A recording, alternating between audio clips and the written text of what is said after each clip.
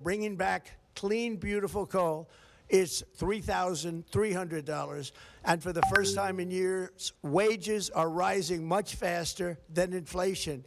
Remember that. The wages, just look at it. Wages are going up much faster than inflation. How big is that? Very importantly, there are more people working today than at any time in American history, and 100% of all jobs created since I took office have been in the private sector. Think of that. 100% of all jobs have been in the private sector rather than government, which is the only way to make a country powerful and great. This historic trend will continue. Already, I've secured a record-breaking $18 trillion of investment into the United States, which means jobs, wage increases, growth, factory openings, and far greater national security. Much of this success has been accomplished by tariffs. My favorite word, tariffs, which for many decades have been used successfully by other countries against us, but not anymore. Companies know that if they build in America, there are no tariffs, and that's why they're coming home to the USA in record numbers. They're building factories and plants at levels we haven't seen, AI, automobiles. We're doing what nobody thought was even possible, not even remotely possible. There has never, frankly, been anything like it. 1 year ago, our country was dead. We were absolutely dead. Our country was ready to fail, totally failed. Now, we're the hottest country anywhere in the world, and that's said by every single leader that I've spoken to over the last 5 months. Next year, you will also see the results of the largest tax cuts in American history that were really accomplished through our great, big, beautiful bill, perhaps the most sweeping legislation ever passed in Congress. We wrapped 12 different bills up into one beautiful bill. That includes no tax on tips, no tax on overtime, and no tax on Social Security for our great seniors. Under these cuts, many families will be saving between $11,000 and $20,000 a year, and next spring is projected to be the largest tax refund season of all time. Because of tariffs, along with the just passed One Big Beautiful Bill, tonight I am also proud to announce that more than 1,450,000, think of this, 1,450,000 military service members will receive a special, we call Warrior Dividend before Christmas, a Warrior Dividend.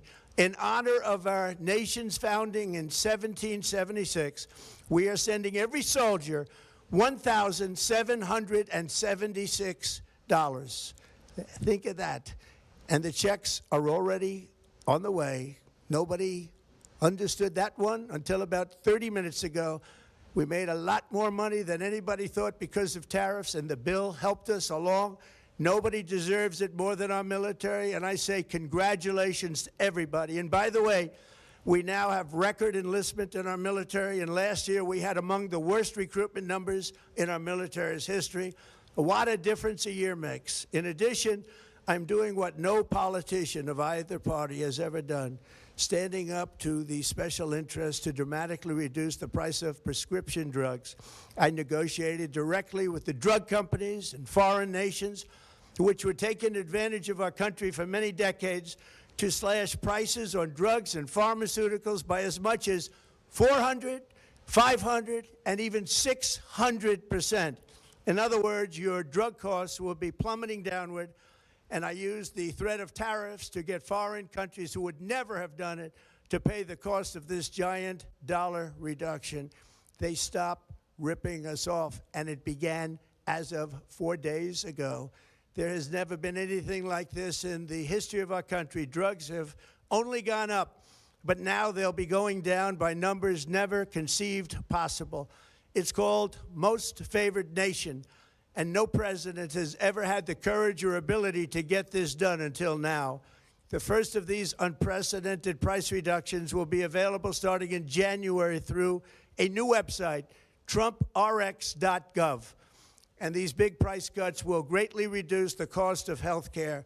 I'm also taking on the gigantic health insurance companies that have gotten rich on billions of dollars of money that should go directly to the people. The money should go to the people, that's you, so they can buy their own health insurance, which will give far better benefits at much lower cost. It will be far better health insurance.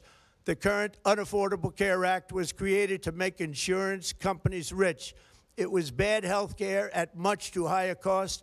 And you see that now in the steep increase in premiums being demanded by the Democrats, and they are demanding those increases, and it's their fault. It is not the Republicans' fault. It's the Democrats' fault. It's the Unaffordable Care Act, and everybody knew it. Again, I want the money to go directly to the people so you can buy your own health care. You'll get much better health care at a much lower price. The only losers will be insurance companies that have gotten rich, and the Democrat Party, which is totally controlled by those same insurance companies. They will not be happy, but that's okay with me, because you, the people, are finally going to be getting great health care at a lower cost. Another major focus is the cost of energy.